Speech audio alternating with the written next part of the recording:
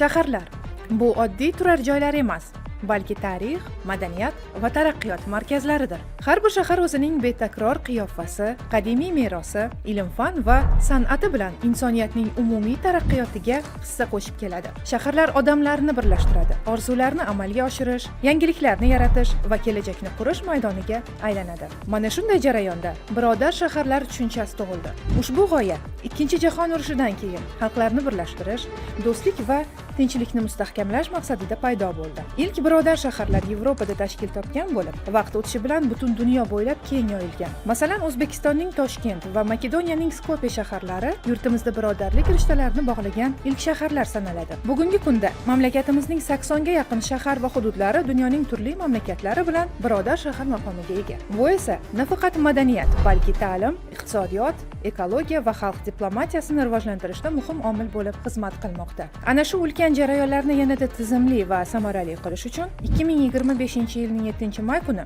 O'zbekiston Birodar shaharlar alyansi tashkil topdi. Alyansning maqsadi O'zbekiston va xorijiy mamlakatlar shaharlarining hududlari o'rtasidagi do'stona aloqalarni xalq diplomatiyasi asosida mustahkamlash, madaniyat, ta'lim, iqtisodiyot, turizm, ekologiya va innovatsiyalar yo'nalishlarida amaliy hamkorlikni rivojlantirishdan iborat. Shaharlar o'rtasida doimiy muloqot va hamkorlik platformasini yaratish, qo'shma madaniy va ta'lim loyihalarini amalga oshirish, turizm, hunarmandchilik va mahalliy brendlarni rivojlantirish, yoshlar va mutaxassislarga tajriba almashinuv dasturlarini tashkil etish alyans doirasida amalga oshiriladigan ustuvor yo'nalishlar hisoblanadi. Alyans bugunga qadar bir qancha mahalliy va xorijiy tashkilotlar bilan o'zaro hamkorlik aloqalarini o'rnatdi. Jumladan, Shanxay hamkorlik tashkiloti Xalq diplomatiyasi markazi, Vatandoshlar jamoat fondi, O'zbekiston menejerlar assotsiatsiyasi, Xitoy Xalq Respublikasi Sichuan provinsiyasi, Xorij bilan xalq do'stlik jamiyati, O'zbekiston Litva do'stlik jamiyati, Litvadagi O'zbek madaniy markazi, O'zbekiston Belgiya do'stlik jamiyati, O'zbekiston ekologik harakati, O'zbekiston Respublikasi hunarmand uyushmasi,